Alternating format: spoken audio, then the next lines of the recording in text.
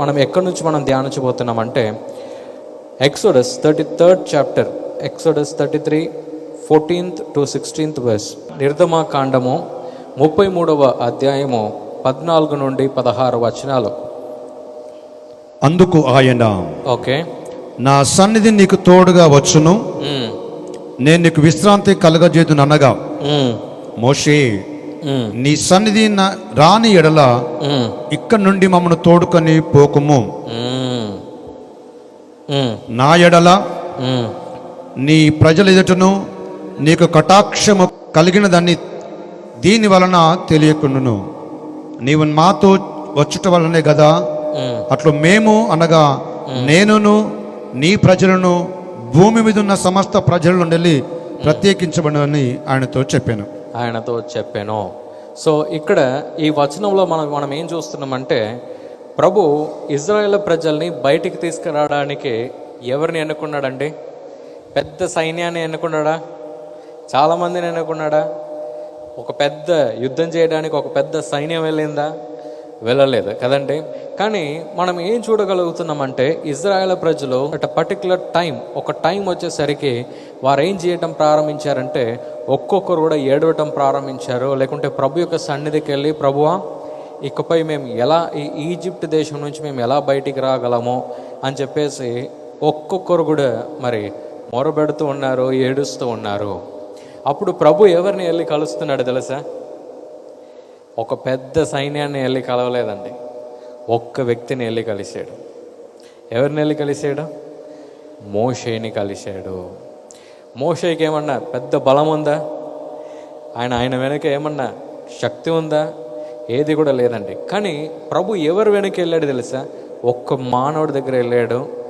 ఆ మానవుడి దగ్గర ఏది కూడా లేదన్నమాట.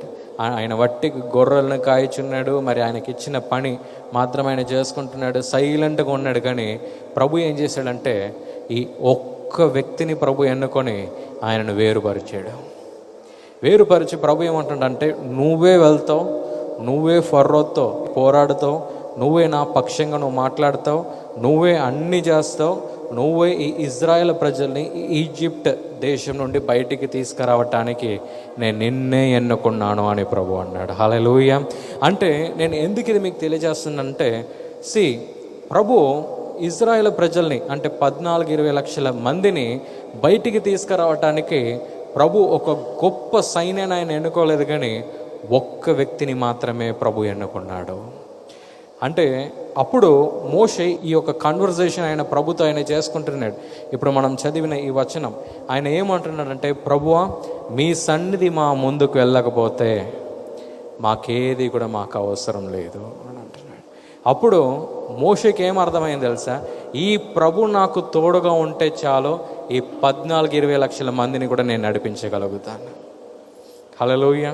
సో ప్రభు అక్కడ ఏమని తెలియజేశాడంటే, ఎంత మంది అని సంబంధం లేదు, కానీ నేను ఒక వ్యక్తి పక్కన ఉంటే అది ఎంతమంది ఉన్నా కూడా వారిని నేను నడిపించగలుగుతాను అని ప్రభు ప్రూవ్ చేశాడు.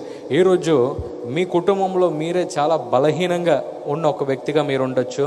లేకుంటే ఈరోజు మీరే నేనేం చేయగలుగుతాను, నా దగ్గర ఏ శక్తి ఉంది, మరి నేను ఈ కుటుంబాన్ని ఎలా నడిపించగలుగుతాను, ఈ వ్యాపారాన్ని నేను ఎలా నడిపించగలుగుతాను, లేకుంటే ఈ జాబ్లో ఒక ప్రమోషన్ నేను ఎలా వెళ్ళగలుగుతాను, లేకుంటే నా చర్చ్లో నేను ఒక బ్లెస్సింగ్ నేను ఎలా ఉండగలుగుతాను అని మీరు అనుకున్నట్లయితే, మీ పక్కన ప్రభు ఉంటే మీ కుటుంబాన్ని కూడా మీరు మార్చగలుగుతారు, మీ ఆర్థిక సమస్యను మీరు మార్చగలుగుతారు, మీకున్న సమస్తాన్ని కూడా మార్చగలిగే శక్తి మీకు ఎప్పుడు వస్తుంది తెలుసా? మీకు తోడుగా ప్రభు ఉన్నప్పుడు. హల్లెలూయా. ఇక్కడ మోషే ఏం అర్థం చేసుకున్నాడంటే, ఆయన ఏది అడగలే, నాకు శక్తి ఇవ్వండి ప్రభు అని అడగలే, నాకు బలం ఇవ్వండి ప్రభు అని అడగలే, లేకుంటే నాకు ఈ టాలెంట్ ఇవ్వండి, ఈ యొక్క కృప నాకు ఇవ్వండి అని చెప్పేసి మోషే ఎక్కడ అడగలేదు. కానీ ఆయన ఏమంటుండంటే, ప్రభువా మీ సన్నిధి మా ముందు వెళ్తే చాలు. అంటే దానికి అర్థం ఏంటంటే, మీరు నాతో ఉంటే చాలు, నేను ఈ ఇజ్రాయేల్ ప్రజల్ని నేను ముందుకు నడిపించగలుగుతాను. ఇదే కదా ప్రభువా, మరి నాకు వేరే వాళ్ళకున్న తేడా అదే కదా అని చెప్పేసి మరి మోషే మరి దీంట్లో ఆయన తెలియచేయటం మరి మనం చూస్తూ ఉన్నాం. సో ఈరోజు మీరు నాకు అస్సలే బలము లేదు అని మీరు అనుకున్నట్లయితే ఈరోజు ప్రభు మీతో ఏం మాట్లాడుతున్నారో తెలుసా? నేను నిన్నే ఎన్నుకున్నానని ప్రభు అంటున్నాడు. ఎందుకు ఇది మీకు తెలియజేస్తున్నానంటే, ప్రభు కూడా దేవుని యొక్క వాక్యంలో ఏం తెలియజేశాడంటే, ప్రభు జ్ఞానంలో ఎక్కువ ఉన్నవారిని ఆయన ఎన్నుకోలేదంట. ఎవరిని ఎన్నుకున్నాడంటే తెలుసా? బలహీనులను ఎన్నుకున్నాడంట. ఎందుకు తెలుసా?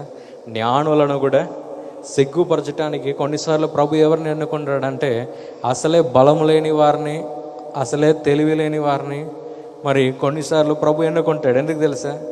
చూపించటానికి. ప్రభు జ్ఞానం లేని వాడి దగ్గర, తెలివి లేని వాడి దగ్గర, బలము లేని వాడి దగ్గర నేనుంటే నేనేమేం చేయగలుగుతానో నేను చూపించటానికి ప్రభు ఎప్పుడు కూడా ఆయన ఇష్టపడుతూ ఆయన ఉంటాడు. అందుకే మనం బైబిల్ గ్రంథంలో మరి మనం చాలా నాయకులను మనం చూడొచ్చు. ప్రభు ఏం చేస్తుంటాడంటే, ఎప్పుడు కూడా బలము కలిగిన వారిని ప్రభు ఎన్నుకోడు. ఏం చేస్తాడో తెలుసా? ఉన్న దాంట్లో వీక్, ఎవరు చాలా బలం లేని వారుగా వారు ఉన్నారో ఫస్ట్ దృష్టి ప్రభుకు వారి మీదనే పోతుంది. ఎందుకు తెలుసా? చెప్పిందంతా వారు చేస్తారు. హల్లెలూయా. ఎస్. సో ప్రభు ఈరోజు మీతో అంటున్నాడు, నేను నిన్నే ఎన్నుకున్నాను, నేను నిన్నే ఎన్నుకున్నాను.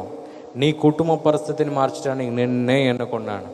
నీ ఆర్థిక సమస్యను మార్చడానికి నిన్నే ఎన్నుకున్నాను. నీ కుటుంబంలో దీవెన తీసుకురావటానికి నిన్నే ఎన్నుకున్నాను అని ప్రభు అంటూ ఉన్నాడు. హల్లెలూయా. సో అలాగే మరి మనం ఇంకా 2-3 వారి యొక్క జీవితాన్ని మరి మనం చూడబోతూ ఉన్నాం. సో ఈరోజు ఈ యొక్క వాక్యం గనక మనకు కరెక్ట్గా అర్థమవుతాయి, లేకుంటే ఈ వాక్యం గనక మనలో మనం డైజెస్ట్ చేయగలిగితే, ప్రభు నాకు తోడుగా ఉంటే నేను ఏదైనా ఈ లోకంలో చేయగలుగుతాను అనే శక్తి మీలో ఈరోజు వస్తుందండి. ఈ ప్రోగ్రాం మీకు ఆశీర్వాదకరంగా ఉన్నదని మేము నమ్ముతున్నాం. ఫస్ట్ లైక్ చేయండి, తెలిసిన వారు మీ ఫ్రెండ్స్ అందరికీ మీరు షేర్ చేయండి, తర్వాత సబ్స్క్రైబ్ చేయండి. తప్పగా ప్రభు మిమ్మల్ని దీవిస్తాడు. ఇక రాబో వీడియోను కూడా మీరు చూడండి, దీవించబడండి. ప్రభు మిమ్మల్ని దీవించును గాక. God bless you.